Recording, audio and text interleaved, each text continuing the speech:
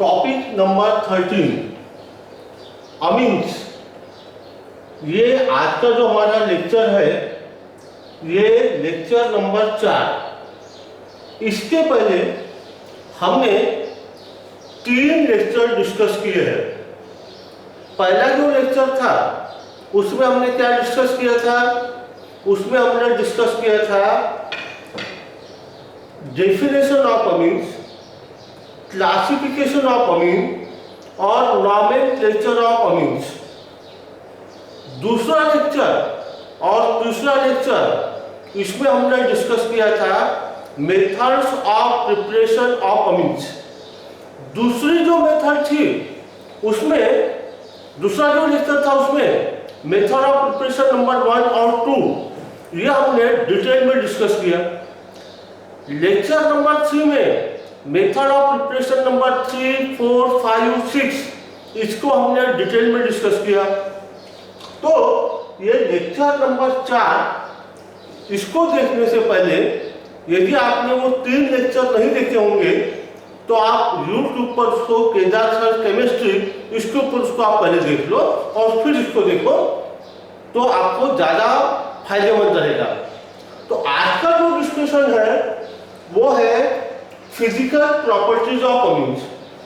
अब ये जो पॉइंट है ये पॉइंट 12th के लिए जितना महत्वपूर्ण है उससे भी ज़्यादा जो आपकी कॉम्पिटिटिव एग्जाम्स है, MSCET, नीट, IIT JEE, ये सब एग्जाम में मेरा ऐसा अनुभव रहा है इतने सालों का कि इसके ऊपर मोस्टली क्वेश्चन आता है कॉम्पिटिटिव एग्जाम में।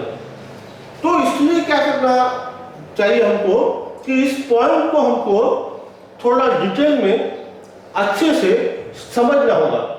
यदि आपका बेसिक अच्छा है तो फिर इसके ऊपर कॉम्पिटिटिव एग्जाम में कैसा भी क्वेश्चन आया तो आप सॉल्व कर सकते हो। 12th के लिए तो इम्पोर्टेंट है और CET और बाकी कॉम्पिटिटिव एग्जाम के लिए भी ये पॉइंट बहुत महत्वपूर्ण है। तो आप इस पॉइंट को बहुत ख्याल से सुनिए। और इसलिए मैंने क्या किया कि जो डिस्कशन है उसको 3 पार्ट में डिवाइड कर दिया।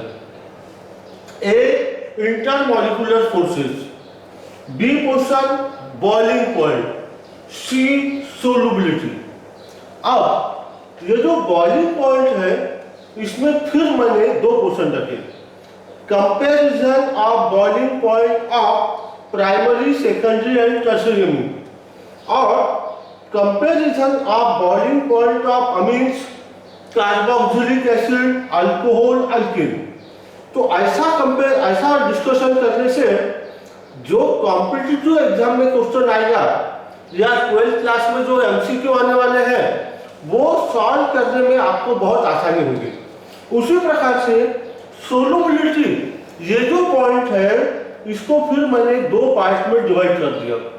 पहला क्वेश्चन है comparison of solubility of primary, secondary, tertiary amine और दूसरा क्वेश्चन है comparison of solubility of amines, alcohol, alkane etcetera. अब ये जो पॉइंट है B और C ये they depend on intermolecular forces. यानी ये पॉइंट समझ गया तो उसके ऊपर से ये जो हमको डिस्कशन करना है ये हमारे लिए आसान हो जाता है।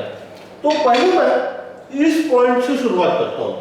तो ये बात आपके ख्याल में आ गई कि हमको क्या करना है, तो आप उसको ख्याल से लिखिए। इंटरमॉलिक्यूलर फोर्सेस तो क्या होगा, प्राइमरी अमीन, सेकेंडरी अमीन और टर्शियरी अमीन। अमीन्स में N डैश H बॉन्ड रहता है। अब ये जो नाइट्रोजन है इसकी इलेक्ट्रोनेगेटिविटी वैल्यू है 3.0 और हाइड्रोजन है 2.1। There is large difference of electronegativity between nitrogen and hydrogen. The difference is of 0.9। therefore nitrogen it acquires a partial negative charge, hydrogen a partial positive charge. Electronegativity means tendency to attack share pair of electron toward itself. The electron pair is more toward nitrogen as it is more electronegative. तो अब amines में क्या होगा? Primary amine रहा, this is primary amine. In primary amine there are 2 hydrogen atom attached to nitrogen. और इस वजह से क्या होगा कि देखो ये हाइड्रोजन जो है, ये दूसरा जो प्राइमरी अमीन है, इसके साथ में यहाँ पर partial positive charge, partial negative charge, इसी को फ्रैक्शनल पॉजिटिव, फ्रैक्शनल नेगेटिव. ये दूसरा अमीन है, यहाँ पार्शियल नेगेटिव, पार्शियल पॉजिटिव. ये one ammonia molecule primary amine, sorry, this is one primary amine, this is secondary primary amine. Now there develop a force of attraction between positively charged hydrogen of one primary amine and another primary amine, nitrogen atom of another primary amine. ये जो बन गया hydrogen bond, उसी प्रकार का hydrogen bond यहाँ पर भी बन सकता है. यहाँ पर ऐसा बॉन्ड बन जाएगा. तो प्राइमरी अमीन जो है ऐसे 2 हाइड्रोजन बॉन्ड बना सकता है. अब आप बताओ कि ये जो सेकेंडरी अमीन है, इसमें कितने हाइड्रोजन बॉन्ड बन सकते हैं? एक. और what about tertiary amine? Tertiary amine क्या होगा? एक भी हाइड्रोजन बॉन्ड नहीं. और इसलिए आपके टेक्स्ट बुक के पेज नंबर 286 पर देखो, last paragraph, tertiary amine do not have intermolecular hydrogen bonding as there is no hydrogen atom or nitrogen of tertiary amine. तो इसके ऊपर से आपको ये ख्याल आएगा कि हाइड्रोजन बॉन्डिंग जो है प्राइमरी अमीन में ज्यादा है, सेकेंडरी अमीन में उससे कम है, टर्शियरी अमीन में हाइड्रोजन बॉन्डिंग नहीं है. अब इसके ऊपर से हमको पॉइंट डिस्कस करना है. अब इसके ऊपर से सोलुबिलिटी और बॉइलिंग पॉइंट. तो हमारा पहला पॉइंट है बॉइलिंग पॉइंट. अब बॉइलिंग पॉइंट में मैंने आपको जैसे बताया ये बी पॉइंट है. बॉइलिंग पॉइंट, इसमें 2 पॉइंट डिस्कस करना है. कौन से 2? Comparison of boiling point of primary amine, secondary amine, tertiary amine. तो अब आप बताइए कि बॉइलिंग पॉइंट किसका ज्यादा रहेगा? चाहे तो आप थोड़े देर के लिए वीडियो को पॉज कर सकते हैं, रोक दो, सोचो. तो बॉइलिंग पॉइंट ज्यादा रहेगा प्राइमरी अमीन का, फिर सेकेंडरी अमीन, फिर टर्शियरी अमीन. ऐसा क्यों? यहाँ हाइड्रोजन बॉन्डिंग ज्यादा है. They are associated to larger extent through hydrogen bonding, they are associated to lesser extent and they do not form hydrogen bond. और इसलिए प्राइमरी अमीन का बॉइलिंग पॉइंट ज्यादा, सेकेंडरी कम, टर्शियरी उससे कम. अब इसके ऊपर क्वेश्चन कैसे आएगा? तो क्वेश्चन नंबर 1 का 3 पेज नंबर 296, पेज नंबर 296 पर आप जाओ, वहां एमसीक्यू देकर है. वो एमसीक्यू देखो, which of the following compound has the highest boiling point. 4 option देकर है. वो चारों कंपाउंड में से प्राइमरी अमीन कौन सा है आप बता सकते हो क्या? यहां चाहे तो आप वीडियो को पॉज करो.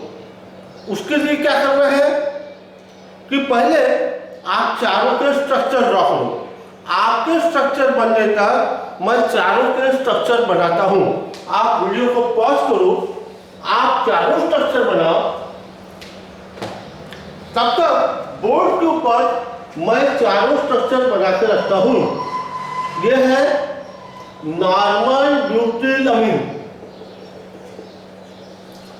फिर है दूसरा sec butyl amine, this is sec butyl Amin.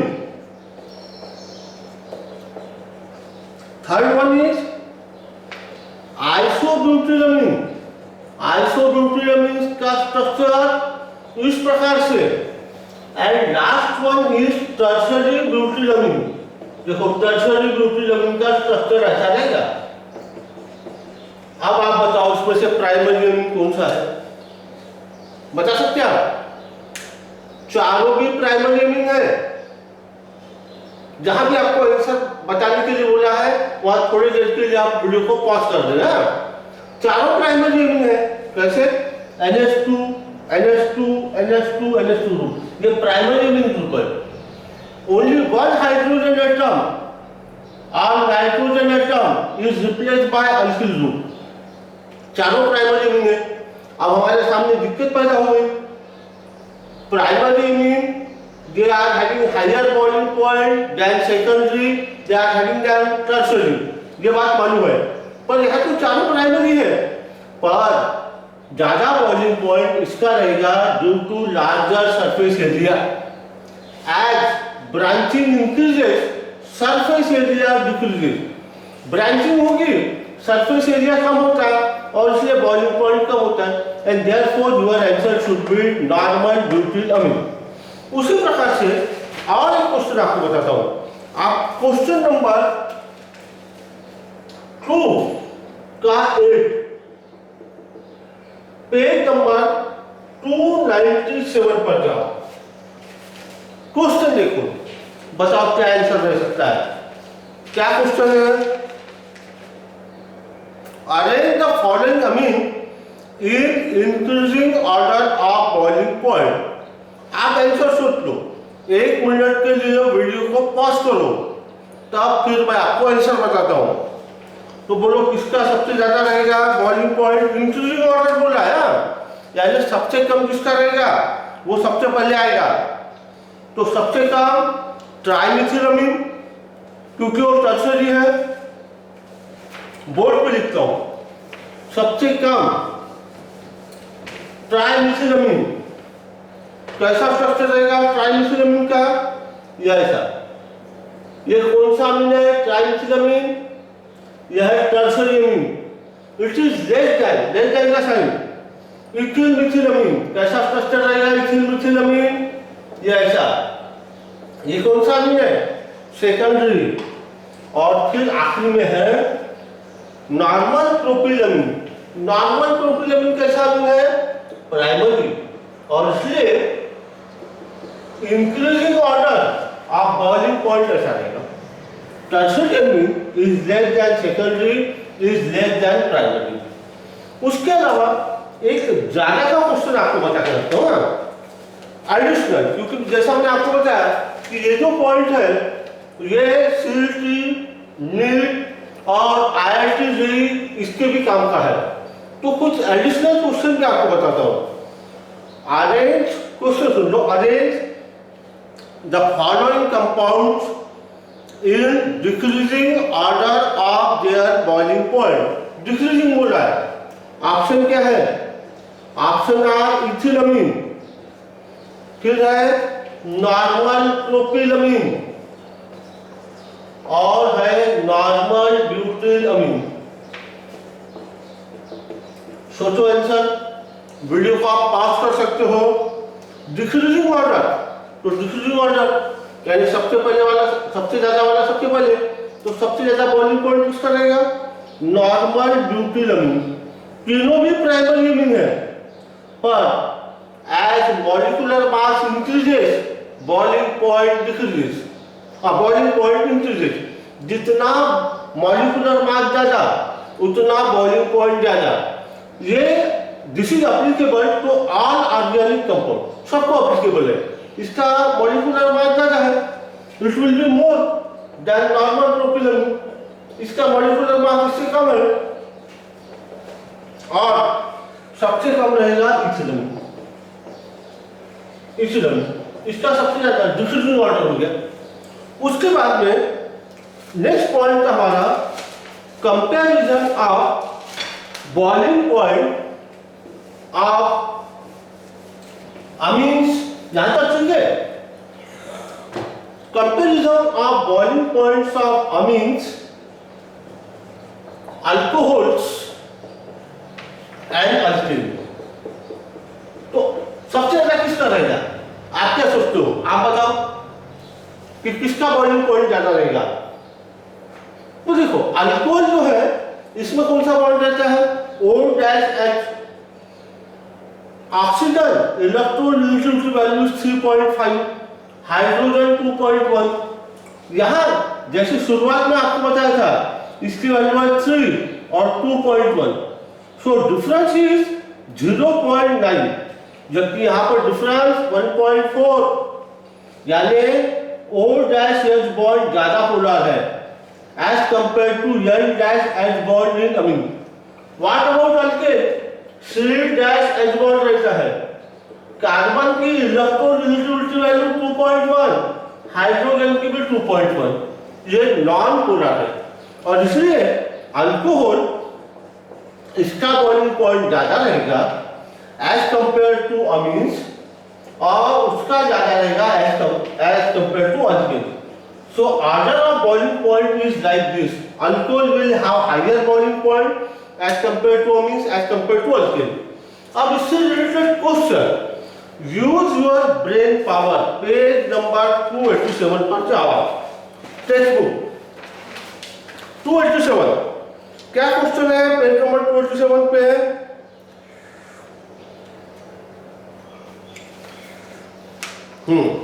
Use your brain power, arrange the following in decreasing order of boiling point, ethyl alcohol, ethyl amine और डाइमिथिल अमीन।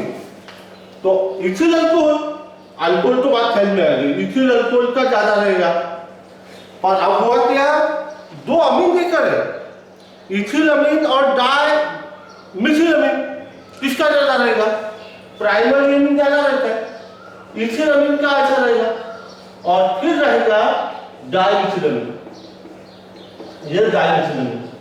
तो कभी भी अल्कोहल ज्यादा, फिर प्राइमरी अमीन, फिर सेकेंडरी अमीन। आप जाते हैं next point, what is our next point? एक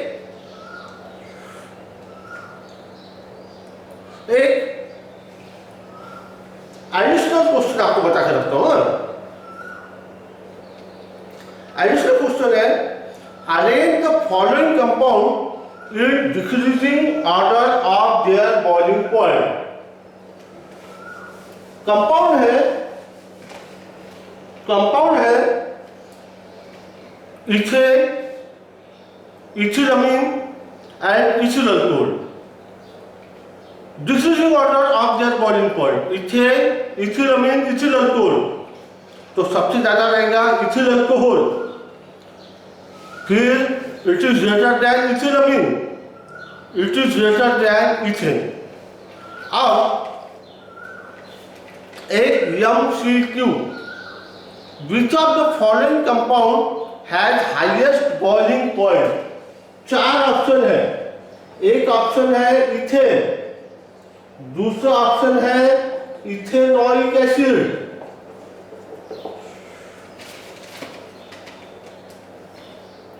तीसरा ऑप्शन है इथेनॉल